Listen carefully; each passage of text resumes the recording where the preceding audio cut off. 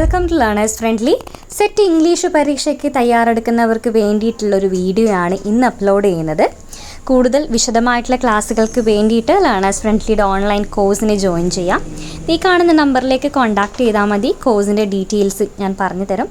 അതേപോലെ തന്നെ course fee instalment ആയിട്ട് അടക്കാനുള്ള സൗകര്യവും ലേണേഴ്സ് ഫ്രണ്ട്ലിയിലുണ്ട്.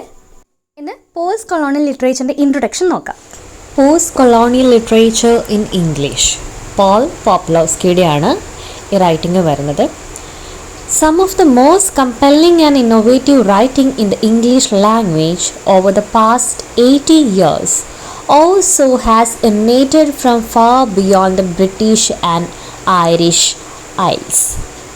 ഇംഗ്ലീഷ് ഭാഷയിൽ എഴുതപ്പെടുന്ന റൈറ്റിങ്സ്, എഴുത്തുകൾ വളരെ ഇന്നോവേറ്റീവ് ആൻഡ് കമ്പല്ലിങ്, അതായത് എല്ലാവരും വായിച്ചിരിക്കേണ്ടതും ഇന്നോവേറ്റീവ് ആയിട്ടുള്ളതും. ഇന്നോവേറ്റീവ് എന്ന് പറഞ്ഞാൽ പുതിയ പുതിയ ട്രെൻഡുകളൊക്കെ ഉൾപ്പെടുത്തിയിട്ടുള്ള എഴുത്തുകളൊക്കെയും കഴിഞ്ഞ 80 വർഷങ്ങളായിട്ട് അല്ലെങ്കിൽ ബ്രിട്ടീഷിൻ്റെയും ഐറിഷ് ഐൽസ് എന്ന് വെച്ചാൽ ഐറിഷ് ദ്വീപുകളിലൊക്കെ ഉള്ളൊരു എഴുത്തുകളാണ്.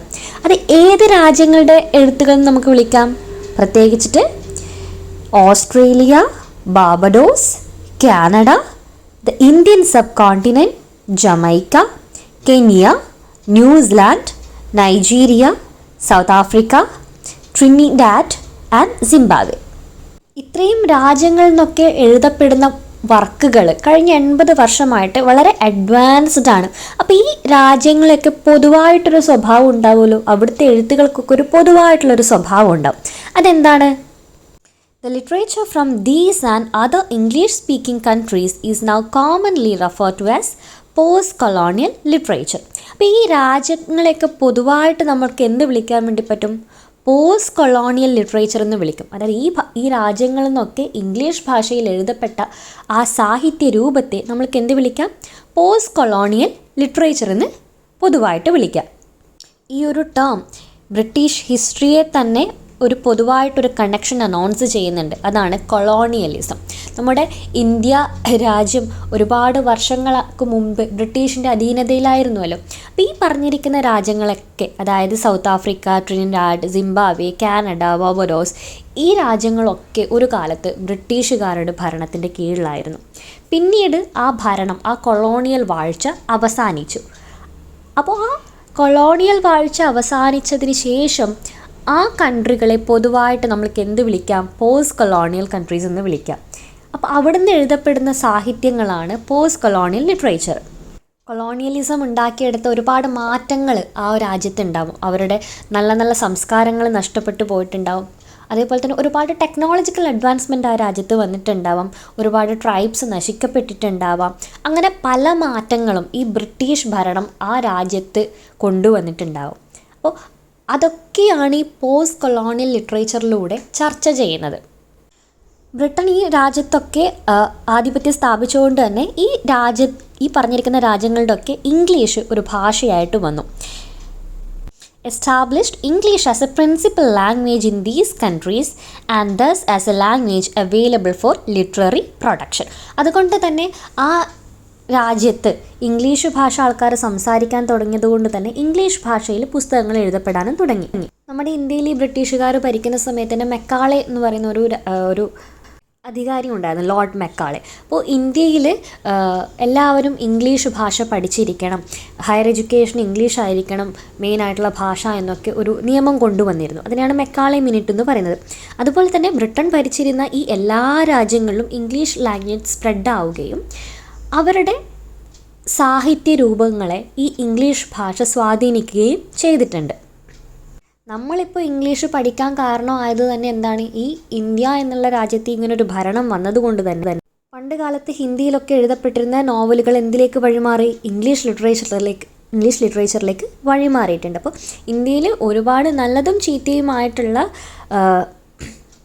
കാര്യങ്ങൾ ബ്രിട്ടൻ്റെ ഭരണം കൊണ്ട് സംഭവിച്ചിട്ടുണ്ട്. ഞാനിങ്ങനെ എക്സ്ട്രാ കുറച്ച് കാര്യങ്ങൾ, അതായത് ഈ പറഞ്ഞിരിക്കുന്ന പാരഗ്രാഫുമായിട്ട് ബന്ധപ്പെടാത്ത കാര്യങ്ങൾ പറഞ്ഞ് നിങ്ങൾക്ക് ഓവറോൾ ഒരു ഐഡിയ കിട്ടാനും എക്സാം എഴുതുന്ന സമയത്ത് അഡീഷണൽ ആയിട്ടുള്ള പോയിൻറ്റ്സ് എഴുതാനും വേണ്ടിയിട്ടാണ്. ഇപ്പോൾ കൊളോണിയലിസത്തിനെ കുറിച്ച് പറയുമ്പോൾ അല്ലെങ്കിൽ ഇംഗ്ലീഷ് ലാംഗ്വേജിനെ കുറിച്ച് പറയുമ്പോൾ മെക്കാളെ മിനിറ്റ്സിനെ കുറിച്ചിട്ടൊക്കെ നിങ്ങൾക്ക് എഴുതാം. While their literary and cultural identities are by no means defined by their links to Britain, These countries were all once colonized by Britain and were all formerly part of the British Empire. So the stories of how their English literature have developed are inevitably bound up with the story of the rise and fall and after effects of that empire. നമ്മൾ already discuss ചെയ്ത കാര്യം തന്നെയാണ്. എങ്ങനെ ഈ രാജ്യങ്ങളുടെയൊക്കെ ഭാഷാപരമായിട്ടുള്ള അല്ലെങ്കിൽ cultural പരമായിട്ടുള്ള മാറ്റങ്ങൾ സംഭവിച്ചു എന്നുള്ളത് ബ്രിട്ടീഷ് എംപയറും ബ്രിട്ടൻ എന്ന മഹാസാമ്രാജ്യത്തിൻ്റെ പതനവും റൈസും അതേപോലെ തന്നെ അവർ ഇവിടെ ഉണ്ടാക്കിയെടുത്തുള്ള ആഫ്റ്റർ എഫക്ട്സ് ഒക്കെ അനുസരിച്ചിട്ടാണ്. അടുത്ത പാരഗ്രാഫിലേക്ക് പോവാം. Accordingly this chapter begins with a detailed survey of the development, growth and decline of the British Empire from Britain's earliest colonial adventures in the 16th century to the empire's zenith in the early years of the 20th century, and on to the period of decolonization after the Second World War, which led to independence for almost all the former colonies by the 1980s. ഒരു വലിയ sentence ആണിത്. അപ്പോൾ ഈ ഒരു chapter begin ചെയ്യുന്നത് തന്നെ ഒരു detail സമ്മറിയിലൂടെയാണ്. എന്താണ് ആ സമ്മറി? അത് ഈ പാഠത്തിൽ തന്നിട്ടുണ്ട്. ഇയർ, അതേപോലെ തന്നെ ആ സമയത്ത് പബ്ലിഷ് ചെയ്തിട്ടുള്ള വർക്കുകൾ, വന്നിരിക്കുന്ന മാറ്റങ്ങളൊക്കെ അത് നമുക്ക് ഡിസ്കസ് ചെയ്യാം. അപ്പോൾ ഈ ഒരു ചാപ്റ്ററിൽ എന്താണ് പറയുന്നത്? ബ്രിട്ടീഷ് എംപയറിൻ്റെ ഗ്രോത്ത്, ഡിക്ലൈൻ, അതിൻ്റെ തകർച്ച, അതുപോലെ തന്നെ earliest colonial adventures 16th century 16ാം നൂറ്റാണ്ടിൽ ഉണ്ടായിട്ടുള്ള ഈ ഒരു ബ്രിട്ടീഷ് എംപയറിൻ്റെ കൊളോണിയൽ അഡ്വഞ്ചേഴ്സ് 16ാം നൂറ്റാണ്ടിലൊക്കെയാണ് കൂടുതൽ രാജ്യങ്ങളിലേക്കിത് വ്യാപിക്കുന്നത്. കോളനിവൽക്കരണമൊക്കെ വളരെ രീതിയിൽ വ്യാപിക്കുന്നത് 16th സെഞ്ച്വറിയിലാണ്. പിന്നെ 20ാം നൂറ്റാണ്ടിലേക്ക് എത്തുമ്പോഴേക്കും ഇതിൻ്റെ ഒരു തകർച്ച ആരംഭിച്ചു കഴിഞ്ഞു. അതായത് എല്ലാ രാജ്യങ്ങളിൽ നിന്നും ഈ ബ്രിട്ടൻ ആൾക്കാർക്ക് പിന്തിരിഞ്ഞ് പോകേണ്ടി വന്നു. അവരുടെ ഭരണം അവസാനിപ്പിച്ചിട്ട് അവർക്ക് അവിടുന്ന് തിരികെ പോകേണ്ടി വന്നു. അപ്പോൾ ഒരുപാട് സ്ട്രഗിൾസ്, നമ്മളെ ഇന്ത്യൻ ഇൻഡിപെൻഡൻസ് വാർ തന്നെ നോക്കിയാൽ മതി, എത്രത്തോളം സ്ട്രഗിൾസും റിവോൾട്ടും ഒക്കെ കഴിഞ്ഞിട്ടാണ് ഈ ബ്രിട്ടനെ നമുക്കിവിടുന്ന് പറഞ്ഞയക്കാൻ സാധിച്ചത്. അപ്പോൾ എല്ലാ രാജ്യത്തും അതുമായി ബന്ധപ്പെട്ട ഒരുപാട് പ്രശ്നങ്ങളും യുദ്ധങ്ങളും കുഴപ്പങ്ങളൊക്കെ സംഭവിച്ചിട്ടുണ്ട്. അപ്പോൾ ഇവിടെ മെയിനായിട്ട് ഓർത്തിരിക്കേണ്ട 16th സെഞ്ച്വറിയിലാണ് ഈ ഒരു കൊളോണിയൽ വൽക്കരണം സ്പ്രെഡ് ചെയ്യുന്നത്. 20th സെഞ്ച്വറി ഒക്കെ ആകുമ്പോഴേക്കും ഏകദേശം അതിൻ്റെ ഒരു പതനത്തിലേക്ക് എത്തി. സെക്കൻഡ് വേൾഡ് വാറിന് ശേഷമാണ് മെയിനായിട്ടും ഈ ഒരു ഡീകൊളോണിയലൈസേഷൻ സംഭവിക്കുന്നത്.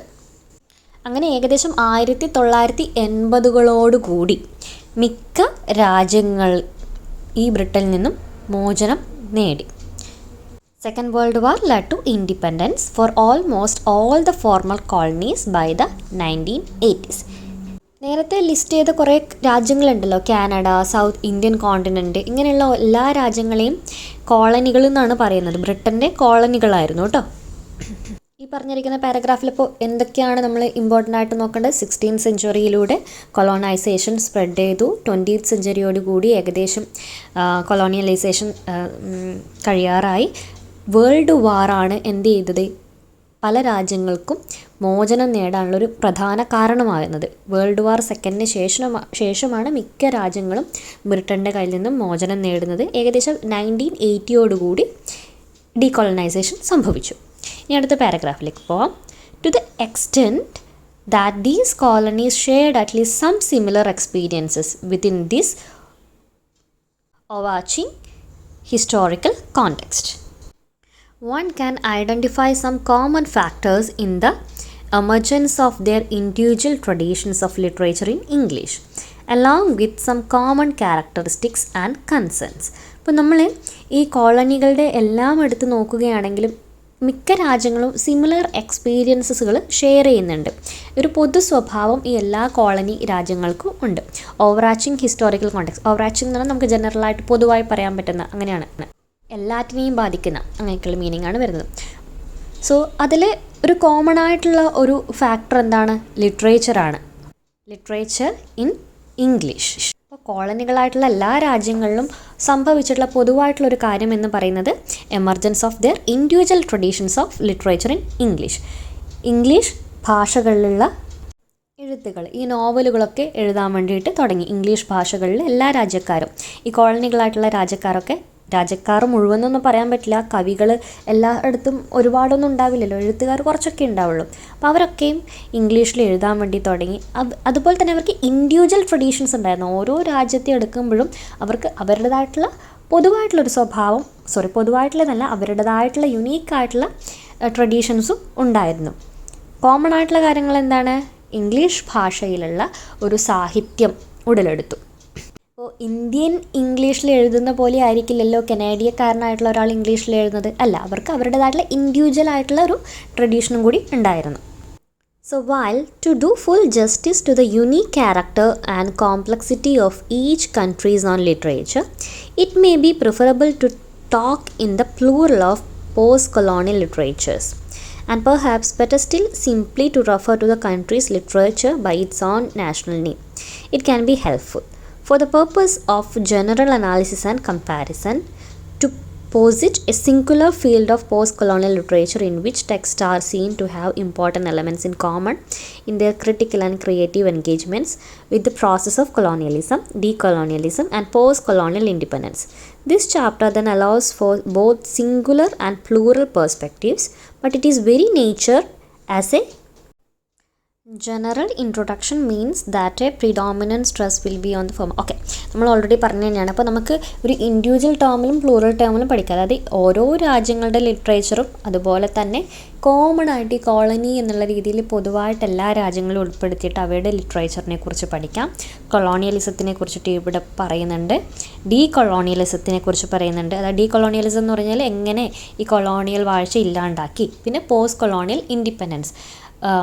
ഇപ്പം ഞാൻ പറയുകയാണെങ്കിൽ ഇന്ത്യയിൽ ബ്രിട്ടീഷുകാർ ഭരിച്ചിരുന്ന സമയത്ത് ഈ ബ്രിട്ടീഷുകാരെ ഒഴിവാക്കാനുള്ള സമരങ്ങൾ നടക്കുന്ന സമയത്ത്, പിന്നെ ഇന്ത്യക്ക് സ്വാതന്ത്ര്യം കിട്ടിയ ശേഷമുള്ള, അങ്ങനെ 3 തരത്തിൽ ഉള്ള മാറ്റങ്ങളെക്കുറിച്ച് നമുക്ക് ഈ ചാപ്റ്ററിൽ ഡിസ്കസ് ചെയ്യാമെന്നാണ് പറയുന്നത്. ഇപ്പോൾ ഇന്ത്യ എന്നുള്ള ഞാനൊരു എക്സാമ്പിളായിട്ട് പറഞ്ഞു എന്നേ ഉള്ളൂ. അപ്പോൾ ബ്രിട്ടീഷ് കോളനികളായിട്ടുള്ള എല്ലാ കൺട്രികളെ കുറിച്ചിട്ടും നമുക്ക് ഇങ്ങനെ 3 തരത്തിൽ പഠിക്കാം. Colonial period, decolonial period, post colonial period. അതിന് താഴെ നോട്ടായിട്ട് കൊടുത്തിട്ടുണ്ട്. അതായത് ഈ പാഠഭാഗത്തിൽ ഡിസ്കസ് ചെയ്യുന്ന പല കാര്യങ്ങളും മുൻപേ ഉള്ള പാഠത്തിൽ ഡിസ്കസ് ചെയ്തിട്ടുണ്ട്.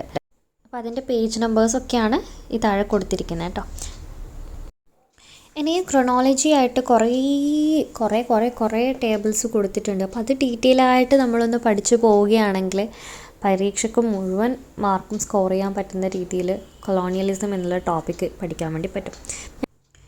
1421 തുടക്കം എന്നുള്ള രീതിയിലാണ് ഈ ടേബിൾ അറേഞ്ച് ചെയ്തിരിക്കുന്നത്. സോ 1421 എന്ത് സംഭവിച്ചു? Henry the navigator of Portugal establishes school of navigation and inaugurates age of global maritime exploration by European nations. അപ്പോൾ നാവിഗേറ്റേഴ്സിന് വേണ്ടിയിട്ട്, നാവിഗേറ്റർ എന്ന് വെച്ച് കഴിഞ്ഞാൽ കടലിലൂടെ യാത്ര ചെയ്യുന്ന ആൾക്കാർ, അതായത് പണ്ട് കാലങ്ങളിൽ ഓരോരോ രാജ്യങ്ങളൊക്കെ കണ്ടെത്താൻ വേണ്ടി പോകുമല്ലോ. ഈ വാസ്കോ ഡി ഗാമൊക്കെ വന്നപ്പോൾ കൊളംബസ് അമേരിക്കയിലെത്തി എന്നൊക്കെ പറയുന്ന പോലെ. അപ്പോൾ ദിശ നോക്കി സഞ്ചരിക്കുന്ന ആൾക്കാരാണ് നാവിഗേറ്റർ. കടലിലൂടെയാണ് അന്നത്തെ കാലത്ത് കൂടുതലുണ്ടായിരുന്നത്. അപ്പോൾ ഹെൻറി ആണ് ഒരു സ്കൂൾ ഓഫ് നാവിഗേഷൻ എന്നുള്ളൊരു കാര്യം ഇൻട്രൊഡ്യൂസ് ചെയ്തത്. ഈ നാവിഗേഷൻ ഇഷ്ടമുള്ള ആൾക്കാർക്ക് വേണ്ടിയിട്ട് യൂറോപ്യൻ നേഷൻസ് നാവിഗേറ്റ് ചെയ്യാൻ വേണ്ടിയിട്ടുള്ള ഒരു ഇൻസ്റ്റിറ്റ്യൂഷൻ ആരാണ് ആദ്യം ഇൻട്രൊഡ്യൂസ് ചെയ്യുന്നത്? ഹെൻറി ആണ് ഇൻട്രൊഡ്യൂസ് ചെയ്യുന്നത്. അപ്പോൾ അവിടുന്ന് ഈ നാവിഗേഷൻ പഠിച്ചിറങ്ങിയ ആൾക്കാർ, അല്ലെങ്കിൽ അതിൽ ഒരു ആനന്ദം കണ്ടെത്തിയ ആൾക്കാരായിരിക്കുമല്ലോ പല ദിശയിലേക്കും സഞ്ചരിച്ച് പല രാജ്യങ്ങളെ കീഴടക്കിയത്. അങ്ങനെ 1430കളിൽ എന്തായി? പോർച്ചുഗീസ് നാവിഗേറ്റേഴ്സ് എവിടെ എത്തി?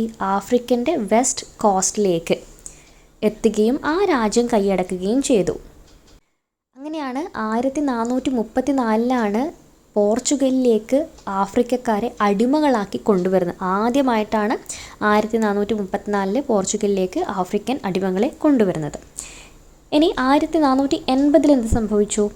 Phishing fleets from west of England probably visiting Newfoundland cod fisheries by the time. Fishing fleets എന്ന് വെച്ച് കഴിഞ്ഞാൽ ഒരുപാട് കപ്പലുകളുടെ കൂട്ടം. ഇപ്പോൾ മീൻപിടുത്തക്കാരൊക്കെ ഒരുമിച്ച് ബോട്ടിൽ സഞ്ചരിക്കാറാണല്ലോ പതിവ്. അപ്പോൾ അതുപോലെ ഫിഷിങ്ങിന് വേണ്ടിയിട്ടുള്ള ഒരുപാട് കപ്പലുകൾ എവിടെ നിന്നുള്ളത്? വെസ്റ്റ് ഇംഗ്ലണ്ടിൽ നിന്നുള്ളത്. അവരെവിടത്തേക്ക് എത്തി? ഒരു പുതിയ രാജ്യം കണ്ടെത്തി. ന്യൂ ന്യൂ ഫൗണ്ടഡ് ലാൻഡ് എന്നാണ് പറയുന്നത്. ഓക്കെ, ഇനി 1490 Portugal has begun to ship slaves from Benin to work on sugar plantations on Atlantic islands of Sao Tome and Madeira. Sugar പ്ലാന്റേഷനിലേക്ക് ഇവർ ബെനിൻ എന്ന സ്ഥലത്തു നിന്നുള്ള സ്ലേവുകളെ കൊണ്ടുപോകാൻ തുടങ്ങി. പോർച്ചുഗീസുകാരെന്ത് ചെയ്തു, ബെനിൻ എന്നുള്ള സ്ലേവ്സിനെ ഷുഗർ പ്ലാന്റേഷൻസിലേക്കൊക്കെ എത്തിക്കാൻ വേണ്ടി തുടങ്ങി. നാട് കടത്തുന്നതാണ് കേട്ടോ, അടിമകളെ മറ്റൊരു രാജ്യത്തേക്ക് പണിക്ക് വേണ്ടിയിട്ട് നാട് കടത്താൻ വേണ്ടി തുടങ്ങി. 1492 കൊളംബസ് എന്ത് ചെയ്യുന്നത്, കരീബിയനിലൂടെ യാത്ര ചെയ്യുന്നതും ഹി ലാൻഡ്സ് അറ്റ് സാൻ സൽവഡോർ എന്നുള്ളൊരു പ്ലേസിലേക്ക് എത്തുന്നു 12th ഒക്ടോബറിൽ. പിന്നീട് അദ്ദേഹം എവിടെ പോയി, ക്യൂബയിലേക്കും ഹിസ്പാനിയോയിലേക്കും പോയി. അതിനുശേഷം 3 വലിയ യാത്രകൾ നടത്തി. അടുത്ത 10 വർഷത്തിനുള്ളിൽ വലിയ 3 യാത്രകൾ നടത്തി. 3 further voyages in next 10 years with landfalls. എങ്ങനെയുള്ള ഭൂപ്രകൃതിയുള്ള സ്ഥലത്തേക്കാണ് അദ്ദേഹം യാത്ര നടത്തിയത്? Jamaica, Antigua, Puerto Rico, Grenada, Trinidad, Saint Vincent, Saint Lucia, Honduras, Costa Rica and Panama. So Columbus ഇത്രയും രാജ്യങ്ങളിലേക്ക് എത്തിയിട്ടുണ്ട്. ഇതൊരു വലിയൊരു മാറ്റം വരുത്തിയൊരു കാര്യമാണ് കേട്ടോ കൊളംബസിൻ്റെ ഈ യാത്രകൾ. ഇനി 1479 John Cabot on voyage of exploration of Henry 7th sights and names Newfoundland. പുതിയതായിട്ട് കണ്ടുപിടിച്ച ഈ രാജ്യങ്ങൾക്കൊക്കെ പേര് നൽകാൻ വേണ്ടി തുടങ്ങി. ജോൺ കബോട്ട് അദ്ദേഹം ഹെൻറി 4 വേണ്ടിയിട്ട് നടത്തിയിട്ടുള്ള എക്സ്പ്ലോറേഷൻ യാത്രകളിലാണ് ഈ പുതിയതായി കണ്ടുപിടിച്ച രാജ്യങ്ങൾക്കൊക്കെ പേര് നൽകുന്നത്. 1498 Spanish settlement established on Hispaniola colonists sent 600 indigenous Caribs back to Spain to be sold as slaves. കരീബിയയിലെ 600ഓളം ഇൻഡിജീനിയസ് ആയിട്ടുള്ള ആ നാട്ടിൽ നിന്നുള്ള ആൾക്കാരെ തന്നെ സ്പെയിനിലേക്ക് അടിമകളാക്കിയിട്ട് വിറ്റു. ഈ കരീബിയനിലെ പല സ്ഥലങ്ങളിലേക്ക് ഇവർ എത്തിയിട്ട് എന്ത് ചെയ്യാൻ വേണ്ടി തുടങ്ങി, കരീബിയനിലെ ആൾക്കാരെ സ്പെയിനിലേക്കൊക്കെ വിൽക്കാൻ വേണ്ടി തുടങ്ങി. അപ്പോൾ 1498 600ഓളം ഇൻഡിജീനിയസ് കരീബ്സിനെ സോൾവ് ചെയ്യുന്നത്. 1501 Amerigo Vespucci voyages to the new land.